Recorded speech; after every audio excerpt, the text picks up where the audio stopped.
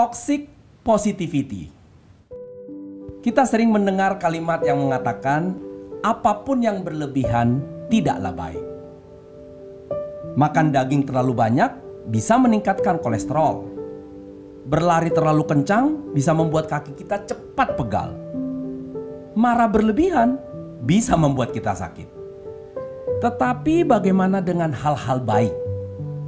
Apakah hal-hal yang kita anggap baik jika berlebihan juga bisa menjadi tidak baik? Tentu saja bisa. Minum air putih terlalu banyak bisa menyebabkan kembung. Tidur terlalu lama berpotensi membuat kita semakin lelah. Dan tanpa kita sadari, ucapan positif yang berlebihan juga bisa menambah beban. Toxic positivity atau kepositifan beracun adalah kepercayaan berlebihan bahwa dalam menjalani apapun dalam hidup kita, kita harus memiliki mindset yang positif. Sekalipun hal yang kita alami sangat amat mendukakan. Bahaya dari toxic positivity adalah penghapusan emosi lain kecuali emosi bahagia dan penyangkalan terhadap realita. Seperti apapun yang berlebihan, positivity yang seharusnya menjadi obat dan penyemangat efektif buat orang-orang yang sedang mengalami kesusahan, malah bisa menjadi racun yang membutakan kita terhadap kenyataan bahwa kita manusia yang sewajarnya mengekspresikan juga perasaan kita. Sedihnya, toxic positivity sering ada di sekitar kita tanpa kita sadari. Pernahkah teman-teman mendengar dalam situasi Anda sedang bersedih, lalu seorang teman datang mengatakan, "Masih beruntung kamu, aku pernah mengalami hal yang lebih parah." Atau mungkin tanpa sadar Anda pernah mengatakannya. Atau jangan-jangan secara tidak sadar Anda melakukan hal tersebut justru kepada diri Anda sendiri. Memberi respon terhadap kesedihan adalah hal yang sejujurnya baik. Namun, kita perlu selalu mengingatkan diri kita bahwa ada perbedaan antara validasi dan support dengan toxic positivity. Karena di masa-masa sulit, orang-orang sebenarnya sedang merasa rapuh dan menilai dirinya rendah. Menyangkal masalah mereka dan mengatakan problem mereka kecil justru bisa berpotensi mematahkan semangat mereka dan membuat mereka merasa tidak lagi kompeten. Tentu saja saya yakin terkadang niat kita bukan mau menyakiti hati sesama. Karena kita manusia mental pejuang. Kadang kita lupa kalau kita sama-sama ada di medan perang namun sedang melawan musuh yang berbeda-beda.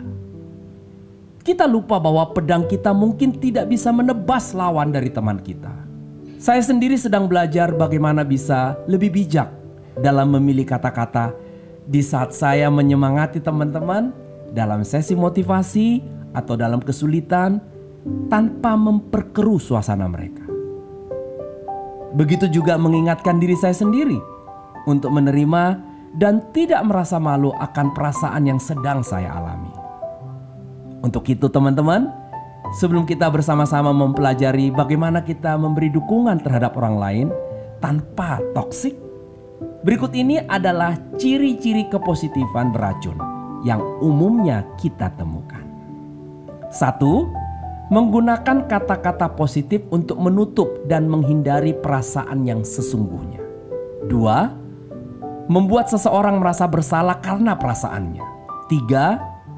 Mengucilkan masalah orang dengan quote positif. 4. Mempermalukan atau mentertawakan orang lain yang sedang mengekspresikan rasa frustasi atau hal lain selain kebahagiaan. 5. Mentalitas, ya sudahlah, mau diapakan lagi? Tentu, kadang kita perlu menahan diri menunjukkan emosi untuk bisa terlihat profesional atau lebih tahan banting. Menjadi optimis dalam masa-masa sulit bisa menguatkan kita dan sesama. Namun, menghakimi diri saat merasa kesulitan hanya membuat kita menjadi semakin sedih dan buntu. Alhasil, kepositifan yang niatnya mengangkat semangat malah menjadi tidak efektif. Jadi bagaimana kita bisa menyemangati sesama dan kita sendiri tanpa toksik? Berikut ini saya akan sharing 3 tips praktis buat kita.